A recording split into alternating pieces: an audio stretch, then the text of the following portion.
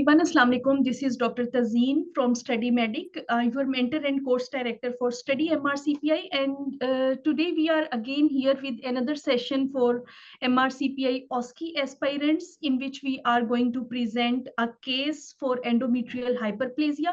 This would be a structured discussion, and Dr. Priyanka is with me. I would be candidate, and Dr. Priyanka is my examiner, and we will see that how to perform in the structured discussions. If you have not subscribed the YouTube channel of Study Medic, subscribe now and just click on the bell icon so that you can be updated with the upcoming free YouTube series sessions, which are actually designed for all OSCE aspirants. Thank you so much, Dr. Priyanka, for joining. Thank you so much. Thank you, Dr. Tazeen. So before starting the session again, the message would stay the same, that keep your passion and dedication alive, keep your passion with you, and all these hard days, they are actually leading you towards success. And you have to keep in mind that this hard work and this dedication, you will get a beautiful reward in the form of success. May all the happiness and success be yours. And with this, let's start today's case about endometrial hyperplasia. So these are the candidates' instructions. We will start the timer now, and then we will start the case. Hello, this is Tazeen. I am one of the exam going candidates. I have read the instructions and I am ready for structured discussion. Hello. So please, can you summarize this case? Thank you so much for the question. So this is a case of endometrial hyperplasia with atypia, in which a biopsy was carried out in a 43-year-old lady who is para 3 and whose family is complete. The possible risk factors are there in this woman, including history of polycystic ovarian syndrome, high height to weight ratio of 38. She is smoker, and medical comorbidities in the form of hypertension and diabetes. And other significant point is that she had multiple abdominal surgeries in the form of 3 cesarean sections as well as 1 appendectomy, and she is allergic to penicillin. Okay. So how are you going to counsel her regarding her options? Okay, after biopsy report has been received as endometrial hyperplasia with atypia, so this woman should be called back as early as possible to discuss the results and counsel her about the options. So she should be counseled that this is a precancerous condition.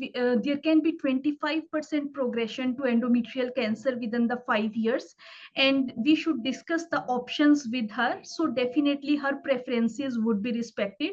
So we can discuss discuss the options, including total hysterectomy as her family is complete. We can explain the risk of coexisting cancers, which can be up to 43% in cases of endometrial hyperplasia with atypia, and the hysterectomy route can be discussed with all the pros and cons, keeping in mind the risk factors, and also the discussion about the removal or conservation of ovaries should be done. If the woman declines surgery, or she is not suitable for surgery, then it should be discussed that what further options can be there in the form of further testing, further imaging. We may need to carry out tumor markers to rule out ovarian cancer. Mirena or oral progestogens can be options, and then 3 monthly follow-up and biopsies. All the modifiable risk factors in the woman in the form of her general lifestyle, weight reduction, quitting smoking, and optimizing her medical conditions, including control of hypertension as well as diabetes, should be discussed with the woman. And it should be documented that she is allergic to penicillin. So that should be acknowledged and it should be documented in the notes, and she should be provided with patient information leaflet so that written informed consent can be signed by the woman. Okay. Good. So she opts for total hysterectomy. So how you will decide regarding the route of hysterectomy and also regarding the bilateral salpingo-oophorectomy? Regarding the route of hysterectomy, the woman's wishes would be respected after adequate counseling and explanation of all the pros and cons of each route. Laparoscopic approach is generally preferable in the woman as compared to abdominal approach, as it can be associated with less pain, less bleeding, quick recovery can be there, and there would be short hospital stay. And this can be, however, if the laparoscopic approach is required, then the woman, if the services are not available, she should be referred to where the services are available.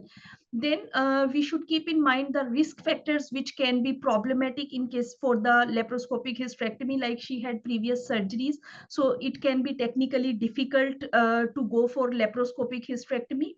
Also, vaginal hysterectomy can, in this case, with the history of previous 3 cesarean sections as well as appendicectomy, and that can be technically difficult. And if also she opts for the removal of tubes and ovaries in the form of bilateral salpingo-oophorectomy, then it can also be technically difficult to go for vaginal hysterectomy.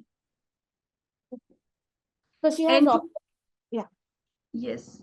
And if this woman, she wants to the removal or the conservation of ovaries for the woman, that should also be discussed, as if we are leaving the ovaries behind, it can be short operation time, there can be low risk of heart diseases, and also there can be delay in the surgical menopause, and there may be delayed need of hormonal replacement therapy as well. But as we are conserving the if we are conserving the ovaries, then if any pathology in the future is there, so that she may need another surgery. And by keeping in mind the history of her previous surgeries, that can be difficult, she can develop chronic pelvic pain, or she can develop dyspareunia in the future due to trap ovarian syndrome. So all the things, they should be discussed with the woman. And also about the removal or conservation of ovaries, it depends upon the risk factors in the woman and her family history of ovarian, breast, colorectal, and endometrial cancer. If any risk factors are there, then it is advisable to remove the ovaries. And also intraoperatively, if the ovaries are not healthy looking, there is suspicion that they might be involved, so then it should also be they should also be removed. And all these things, they should be discussed with the woman while explaining the pros and cons of surgery. And also intraoperatively, it should be examined thoroughly to decide about the removal or conservation of ovaries. And she should also be advised that in the after surgery, after removal of ovaries, she may need hormonal replacement therapy as well. Perfect, Dr. Tazeen. So she has opted for laparoscopic total hysterectomy, but she has surfed on the internet and she has read about morcellation and also subtotal hysterectomy. So she's asking you that. So how are you going to respond to her? First of all, I would like to appreciate the woman that she is keen about her treatment options and about her surgical options, and she wants to gain more insight that what surgical options can be available for her. So I would give her the trustworthy resources to know more about that, and then I will address her concerns, and I will explain the whole thing in a layman language which is understandable for the woman.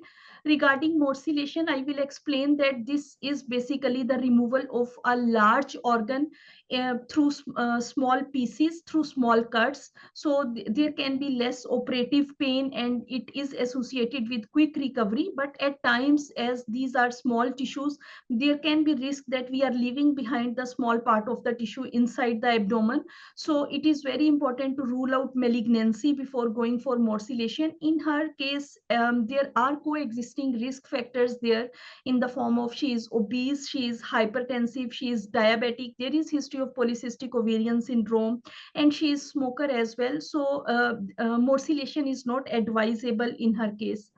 Regarding subtotal hysterectomy, basically the goal is to remove the uterus. So I will explain to the woman that some abnormality is there, and there are chances that endometrium, it can extend into the cervical canal as well. So it is very essential for the cervix to be removed, and it is also by retaining the cervix, there is no difference that by removal or conserving the cervix would have any effect on the sexual activity. However, if in the future she develops any cervical pathology, or somehow endometrial cells have gone into the cervix, then it can be problematic, and she may need another surgery, which can be technically difficult and associated with complications, by keeping in her mind risk factors of previous surgeries as well. So the surgery was done. She underwent laparoscopic hysterectomy, total hysterectomy, and the procedure was uneventful. Her recovery was very uneventful, and then she was discharged home. But then you get a call from the lab that the sample that was sent by your colleague, that was sent in the saline instead of formalin, and there is no way that a histopathology can be done on that sample. So how are you going to proceed? So I will immediately respond to this call, and I will try to find out that what actually is the cause, and this is basically a serious situation which needs attention. There are two things in this situation. One is hospital's perspective, which needs to be dealt with care, and the other one is patient's perspective. As far as hospital's perspective is concerned, first of all, I would look into the I would generate an incident report, which will lead to root cause analysis, so that the actual cause can be find out. We have to see that the risk manager would look into the whole situation, that what are the hospital protocols for transferring the sample to the lab, and what are the lab protocols. And also we should encourage our junior colleagues that they should have a discussion with their clinical and educational supervisor, so that continuous support should be provided to them.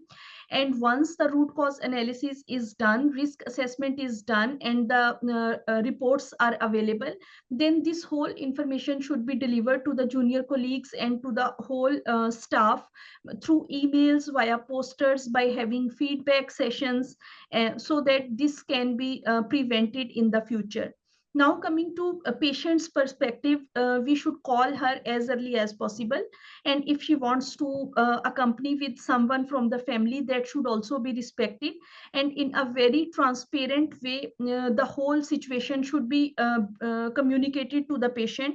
Complete documentation should be carried out, as if someone in the department who is junior, they were involved in this process, it might not be possible that they can explain the situation in a proper way to the patient, but they should attend the meeting with the patient, so that they can understand that what has went wrong and what can be corrected in the future.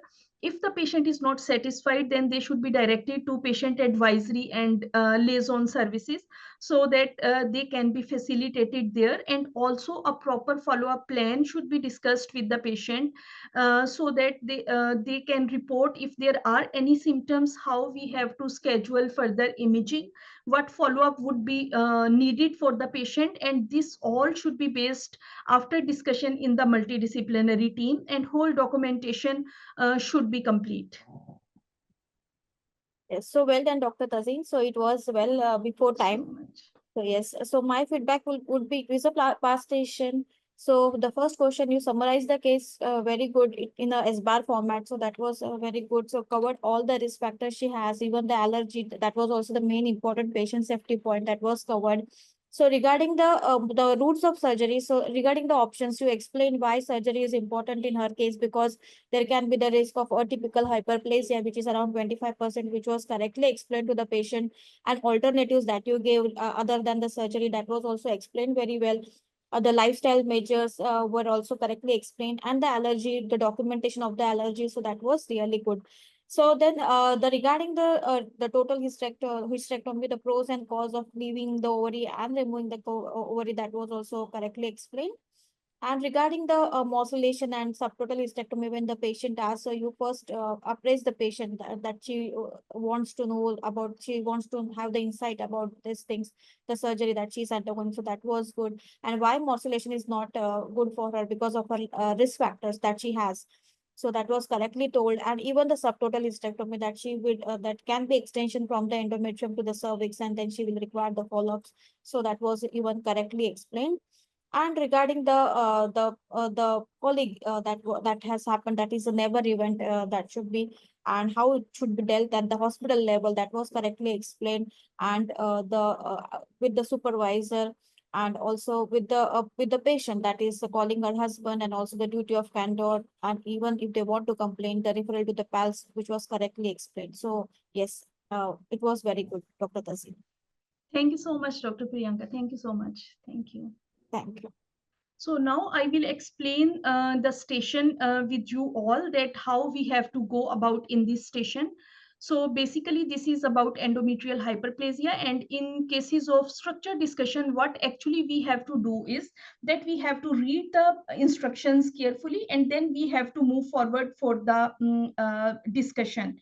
So in this, basically the whole information is given. The most important thing here is that we have to identify the risk factors which all are there in this woman, who are actually putting her at the risk of endometrial cancer, and then how to go about. So first of all, in all structure discussions, if a case scenario is given, the first question is always summarization of the case, and that is always as per pattern. So these are the questions which can be asked from the examiner or from any topic. These can be, there can be different questions related to that specific topic which can be asked from the examiner. So we should be very vigilant about answering these questions. So the first thing is basically summarization of the case. So first of all, you have to tell the situation that this is a case of endometrial hyperplasia with atypia, and then we need to describe that what actually is the background of this woman, that she is 43 years, her family is complete, she has 3 surgeries and 1 appendectomy, and risk factors are there including PCOS, high BMI, smoking, medical comorbidities in the form of hypertension, diabetes, and she has allergies, she is allergic to penicillin. That is also very, very important to describe. Okay, so then about discussing her options with the patient. So first thing should be in mind that her preferences would be respected. Later on, we will discuss the all options of including hysterectomy. If she don't want to go for surgery, what alternatives can be available, this needs to be discussed. And then the general lifestyle in advice is always there, that if something which is modifiable risk factors are there, like obesity, smoking, and medical conditions, they should be optimized. Whole information should be given to the patient, pre-operative assessment if she agrees for surgery, and then she should be provided patient information leaflet so that she can know better about herself and she can sign the consent.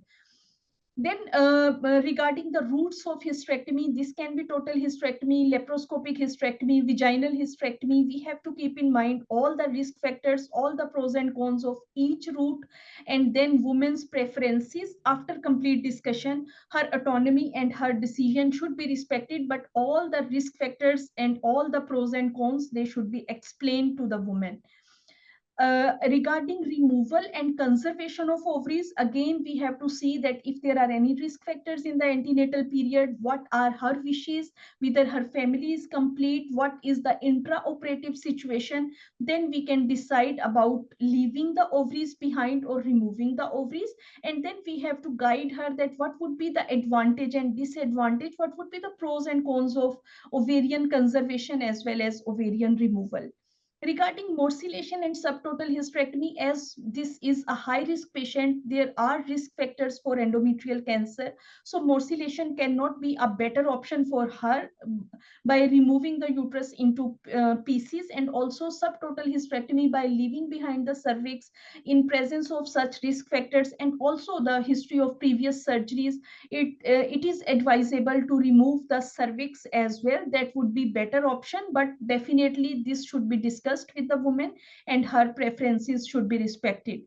About the clinical management and clinical governance aspect, if this sample has not been sent in formalin and it is sent in normal saline, so this is basically a never event which has happened, and histopathological report is not available. So this is something which should be dealt with care.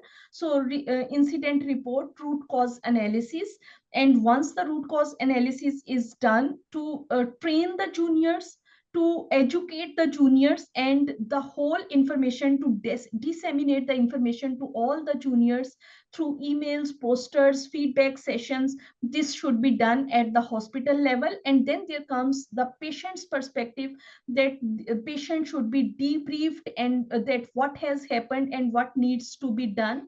Okay, duty of candor should be performed by the doctors, and some senior doctors should be involved in discussion with the patient, and this case should be discussed with the multidisciplinary team, that what needs to be done further for the care of the patient, so that her management, her care, and her treatment is not compromised at any level. And then if the patient is not satisfied, then there are services which are available, so that she can be directed, so that she can put up an official complaint, and this matter is dealt with care. Okay, so this is all about the possible questions of endometrial hyperplasia. Questions can be different. Basically, the idea is that how you have to perform in structured discussions. I hope this will help you in your exam. And I would like to thank Dr. Priyanka once again, and Aisha, for this session. And thank you so much for watching this video. Thank you. Thank you.